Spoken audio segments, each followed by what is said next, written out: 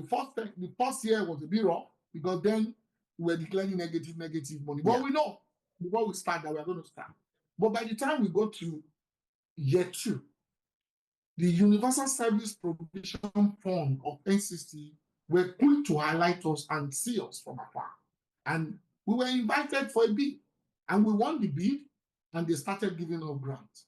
And from that 2021 to date, every year, we have been working together with the NCC, Universal Service Provision, to drive connectivity across Nigeria. Fantastic. As I'm telling you, even yesterday, we did industry-based focus on how we can collectively, stakeholders can collectively come together to get connectivity to everywhere. And it was very, very interesting. The minister was there, NCC CEO was there, and a whole lot of other stakeholders.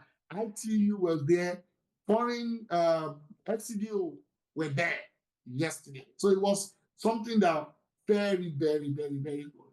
So I think there is a total reawakening for everybody that wherever you are, you might not necessarily need to leave that your local government in Nepal to be rushing to Lagos because you want to come and have an appointment. Yeah. You might not necessarily need to run out of your creek of Bayelsa.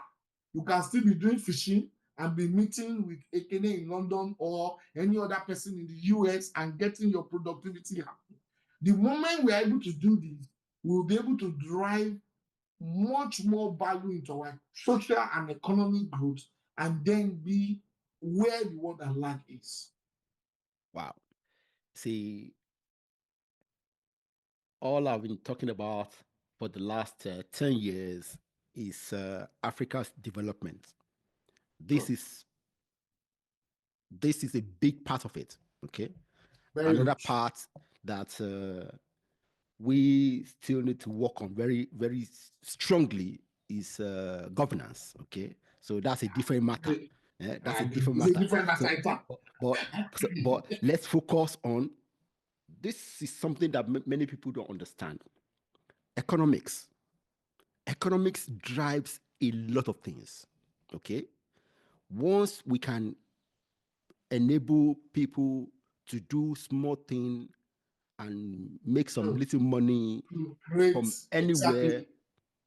Very good. Small SMEs here and there, multiple of them, driving values.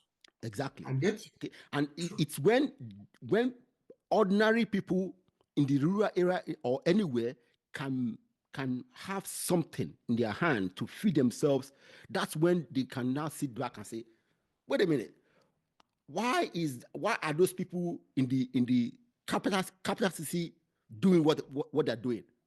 Okay, because you can't be focusing on what they are doing until you are able to feed themselves. So what you are doing is so again, to just top that off in a short while, not that I want to sound like a crack on you, is to tell you one or two of our experience. Okay. We provide connectivity somewhere in Bayelsa. It's across the creek of Bayelsa. It's about 2-3 hours on water before you get to that village in Bayelsa. And it's a very big fishing village. And we told them, what's your problem? And they said, we will go fishing, get a lot of fish, and people that comes to buy fish, they come every 5 days. So we will go fishing and get a lot of fish, but in 5 days, it's gone. Yeah. Or you will literally have to dash them out because you can't finish eating them. These people are not going to come until 5 days. Because then to get there is not easy. But we now say, what's the impact of the connectivity we put to you now? He said, you don't know what you did for us. We get it because we cannot define when we will get the fish. We cannot say you might go 3 days free, 5 days, and you will not get anything. But you might get it through. You don't know. He said, but what we have done is at the moment we get the fish now, we announce it to everybody. We call them and say, we have fish. So they come from the city to pay us and carry it and go. Before we can communicate to them and say, they only come how that will drive value. those things that will have wasted, those tomatoes, those fish, you know how aggressive we need them on the other side and ready to pay to be able to drive value. And these are one of the many problems that ravage our agriculture in Nigeria. Because, Africa generally, during their period, like during the period of yam, you can see yam is being harvested everywhere, it's cheap. But we have storage? No. No.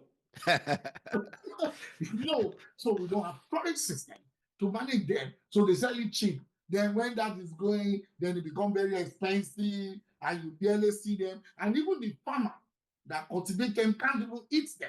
Yeah. Because you cannot store them. So, and in this concept, we are doing something called e-agri, which we call solar-based cold room to be able to manage some of these things for them. But I'm just trying to bring to fore some of the dynamics and the impact generally on the economy of what we are doing.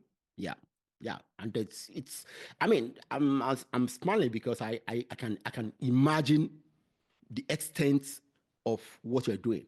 It might look small today to some people, but in 10 years, boom. But what you guys are doing is fantastic. It is fantastic.